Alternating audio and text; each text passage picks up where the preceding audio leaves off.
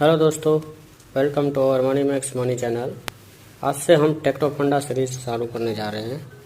इस वीडियो में हम देखेंगे कंपनी करती क्या है, कंपनी की प्रोडक्ट क्या है, कंपनी फाइनेंशियली कैसी है और कंपनी टेक्निकली कैसी है। तो चलिए शुरू करते हैं। टेक्नो फंडा स्टॉक पार्ट 1। आज हम बात करने जा रहे हैं वो कंपनी का नाम है लासा सुपर जेनेरिक्स। ये company Indian animal API market में लीडिंग प्लेयर है। Lasa vertically integrated API manufacturing company है और ये कंपनी कैटलिस्ट केमिस्ट्री में स्पेशलाइज है। And the company effectively cover all the aspect from discovery to delivery along with the established credential in research, manufacturing and global marketing. Company veterinary and human APIs, animal feed ingredient and therapeutic reagent में 300 से ज़्यादा customer को service देती है, जिसमें बहुत सारी multinational pharma companies, dairy and poultry industry and small domestic formulator and trader include है। लासा 2012 में ओमकार स्पेशलिटी केमिकल के द्वारा 100% एक्वायर की गई थी। बाद में 2017 में ये ओमकार स्पेशलिटी केमिकल से डीमर्ज हुई और एनएससी में लिस्ट हुई। कंपनी के 3 प्लांट है, 2 खेड़ में है और 1 महड में है। यूनिट 3 में कंपनी सप्लायर से रॉ मटेरियल लेती है, वहाँ से वो अपना बेसिक एंड एडवांस इंटरमीडिएट बनाती है, जिसको as a raw material unit 1 and unit 2 में यूज़ करती है और वहाँ से उसका फाइनल प्रोडक्ट बाहर आता है, जो बाद में multinational pharma company, poultry industry, dairy industry और डोमेस्टिक फॉर्मुलेटर एंड ट्रेडर को सप्लाई होता है। कंपनी की पोर्टफोलियो प्रोडक्ट में एनिमल एपीआई प्रोडक्ट है, अदर एपीआई प्रोडक्ट है, एनिमल फीड इंग्रेडिएंट है and reagent for therapeutic use की प्रोडक्ट है। कंपनी टोटल 37 प्रोडक्ट बनाती है, जिसमें से एनिमल एपीआई की 15 प्रोडक्ट है, ह्यूमन एपीआई की 2 प्रोडक्ट है एंड बाकी की जो 20 प्रोडक्ट है वो animal feed ingredient and reagent for therapeutic use वाली है। और कंपनी ये 4 प्रोडक्ट में इंडिया में लार्जेस्ट मैन्युफैक्चरर है।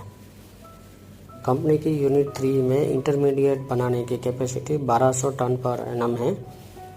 वो इंटरमीडिएट यूनिट 2 एंड यूनिट 1 में फाइनल प्रोडक्ट बनाने के लिए यूज़ होता है। यूनिट 2 में एनिमल एपीआई की कैपेसिटी 1160 टन पर एनम है और यूनिट 1 में एनिमल एपीआई और ह्यूमन एपीआई दोनों मिलाकर कंपनी की कैपेसिटी 720 टन पर एनम है। यूनिट 1 में ये 2 प्रोडक्ट बनाती है कंपनी और यूनिट 2 में ये कुछ प्रोडक्ट है जो वो बनाती है। ये कंपनी की कुछ टॉप वेटरनरी एपीआई है, जिसमें एल्बेंडाजोल है जो कि एंटी वॉर्म मेडिकेशन में काम आती है। दूसरी फेम्बेंडाजोल है जो कि एंटी पैरासाइट मेडिसिन में काम आती है। और तीसरी है ऑक्सपेंडाजोल जो कि एंटी इंटरनल पैरासाइट मेडिसिन में काम आती है। लासा ह्यूमन एपीआई में पिछले साल यानी कि 2020 में ही एंटर हुई है और इसको पिछले साल ही प्रोजेस्टेरोन के लिए अप्रूवल मिला है। प्रोजेस्टेरोन एक फीमेल हार्मोन है और ये ओवरी में रिलीज होता है। It play important role in the menstrual cycle and in maintaining the early stage of pregnancy. Progesterone to help restart menstrual period that unexpectedly stop, treat abnormal uterine bleeding associated with hormone imbalance and other problems। और company के MD Omkar sir का कहना है कि we are among few in the world to manufacture progesterone with novel technology. Company इस drug का market 14% CAGR से बढ़ने का अनुमान लगा रही है, जिसमें north American market followed by the Asian Pacific and Europe को कंसिडर किया गया है।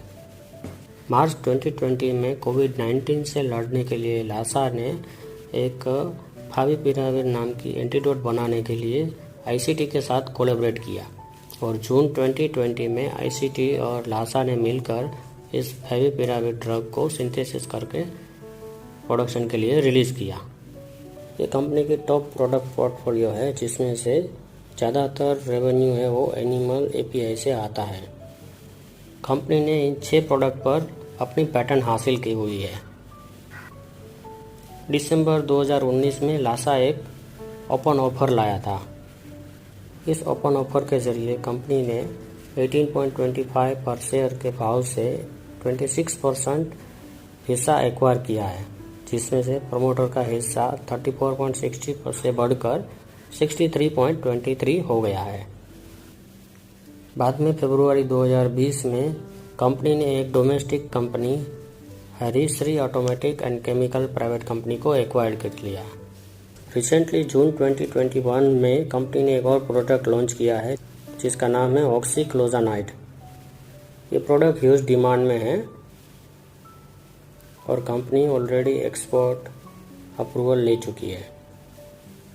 और कंपनी का कहना है कि ये भी डिफ़िकल्ट प्रोडक्ट मैन्युफैक्चरिंग में से एक है, जो इसका भी मैन्युफैक्चरिंग डिफ़िकल्ट है, तो इसके लिए मार्केट में इसके ज़्यादा कॉम्पिटिटर अवेलेबल नहीं है। मेनली ये कंपनी वेटरनरी एपीआई बनाती है और global veterinary API market expected to grow at 7% CAGR over 2017 to 2025 और Indian veterinary API market expected to grow at 9% CAGR over the next 5 year means 2019 to 2024। चलिए अभी हम इसकी फाइनेंशियल डिटेल देखती है। कंपनी का मार्केट कैपिटल 343 करोड़ है। Company का पी 15.1 है। लास्ट ईयर कंपनी की ROC 18% थी और ROE 15.2% थी। प्रमोटर होल्डिंग 64.5 है और अच्छी बात यह है कि कंपनी अभी डेट फ्री हो गई है। अभी देखते हैं क्वार्टरली रिजल्ट कैसा है कंपनी का। तो कंपनी पिछले 4 क्वार्टर से 22+ ऑपरेटिंग प्रॉफिट मार्जिन पोस्ट कर रही है। उससे पहले 3 क्वार्टर में 18+ ऑपरेटिंग प्रॉफिट मार्जिन पोस्ट किया था। कंपनी अपना इंटरेस्ट लगातार कम कर रही है और ये अपनी लोन को रीपे कर रही है। दिसंबर 2019 में कंपनी लॉस से प्रॉफिट में आ गई। उसके बाद लगातार अपना प्रॉफिट पोस्ट कर रही है। अभी देखते हैं ईयर ऑन ईयर कंपनी का रिजल्ट कैसा है। 2017 में 23% ऑपरेटिंग प्रॉफिट मार्जिन पोस्ट किया, 2018 में 17% और 2019 में 7% ऑपरेटिंग प्रॉफिट मार्जिन पोस्ट किया। 2020 में वापस कंपनी ट्रैक पर आकर 18% ऑपरेटिंग प्रॉफिट मार्जिन पोस्ट किया और 2023 में 23% ऑपरेटिंग प्रॉफिट मार्जिन पोस्ट किया। कंपनी अपना इंटरेस्ट 2017 से लगातार कम करके अभी 12 से 2 पर ले आई है। कंपनी ने 2017 में 2 करोड़ का प्रॉफिट पोस्ट किया था, 2018 में 12 करोड़ का, 2019 में उन्होंने वन टाइम लॉस बुक किया और -12% लॉस दिखाया था।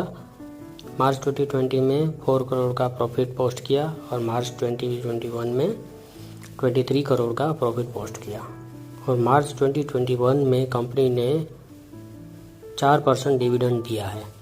31 मई 2021 company recommended final dividend of ₹2.25। Company की बैलेंस शीट देखें तो कंपनी अपना रिजर्व कंटिन्यू बढ़ा रही है, जो 75 से बढ़कर 118 हो गया है और अपना बोरोविंग कंटिन्यू कम कर रही है, जो 116 से कम होकर अभी ऑलमोस्ट 0 हो गया है। कैश फ्लो देखते हैं कंपनी का। 2019 में company profit from operation 11 crore था, जो बढ़कर 2020 में 30 करोड़ हो गया और 2021 में बढ़कर 47 करोड़ हो गया। कंपनी अपने रिसीवेबल डेज कंटिन्यू कम करती जा रही है, जो 13 से कम होकर 8 हो गया और 8 से कम होकर 5 हो गया, जो कि कंपनी के लिए अच्छी बात है। Company repayment of borrowing continue करती जा रही है। Company return on capital employ में कंटिन्यू सुधार कर रही है। 2019 में -4% था, जो बढ़कर 20 में 7% हो गया और 21 में बढ़कर 18% हो गया है। कंपनी अपना डेबिटर डे कंटिन्यू रिड्यूस कर रही है, जो 64 से कम होकर अभी 27 हो गया है। कंपनी की शेयर होल्डिंग देखी जाए तो प्रमोटर का कंटिन्यू हिस्सा 64% है, पब्लिक का 35 है। FII और DII अभी इसमें नहीं है। चलिए अभी देखते हैं टेक्निकली कंपनी कैसी है। तो ये है लासा का मंथली चार्ट। मंथली चार्ट में कंपनी ने जनवरी 2020 में अपने 20 डे मूविंग एवरेज के ऊपर क्लोजिंग दिया है। अभी भी 20 डे मूविंग एवरेज के ऊपर ही चल रही है। पिछले महीने एक हाई वॉल्यूम कैंडल फॉर्म हुआ है। तो पिछले मंथ का हाई जो अराउंड 90 के आसपास है वो एक रेजिस्टेंस का काम करेगा। उसके ऊपर जाएगा मार्क तो ये 100 है। 100 के ऊपर हमें एक अच्छा मूव देखने को मिलेगा। ये वीकली चार्ट है। वीकली चार्ट में अभी प्राइस अपनी है वो 20 डे मूविंग एवरेज के ऊपर सस्टेन हो रही है। वीकली चार्ट में जो recently high volume candle form हुआ था उसका जो हाई है अराउंड 90 के आसपास वो एक रेजिस्टेंस का काम करेगा। उसके बाद जो ये जोन है वो भी एक रेजिस्टेंस का काम करेगा। और 2018 हमें जो एक हाई बना है अराउंड 100 वो भी एक रेजिस्टेंस का काम करेगा। तो 90 से लेकर 110 तक का जोन है जो रेजिस्टेंस का काम करेगा।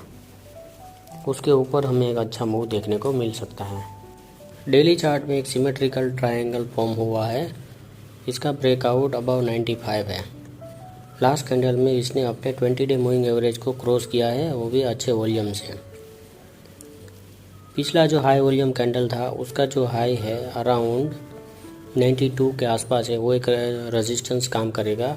उसके ऊपर जनवरी 21 का जो हाई है वो अराउंड 100 है, वो एक रेजिस्टेंस का काम करेगा। उसके ऊपर हम वीकली में जाएंगे तो 110 के पास हमने एक रेजिस्टेंस देखा था। डेली चार्ट में RSI में अगर हम देखें तो हमें एक बुलिश हिडन डाइवर्जन देखने को मिल रहा है। RSI लोअर लो बना रही है जबकि प्राइस ऊपर हायर लो बना रही है। तो ये हो गई हमारी मंथली, वीकली और डेली चार्ट पर टेक्निकल एनालिसिस। तो टेक्निकली हमने monthly, weekly and daily chart में एनालिसिस कर लिया है। ये स्टॉक रिकमेंडेशन नहीं है, ये सिर्फ एक लर्निंग पर्पस के लिए स्टॉक का एनालिसिस किया गया है technically and fundamentally. We are not SEBI registered. This video is for education purpose only. Consult your financial adviser before taking any action. Thank you दोस्तों। और हाँ, अगर हमारा ये वीडियो आपको अच्छा लगा तो लाइक करें और अपने दोस्तों के साथ शेयर ज़रूर करिएगा। चलिए बाय दोस्तों।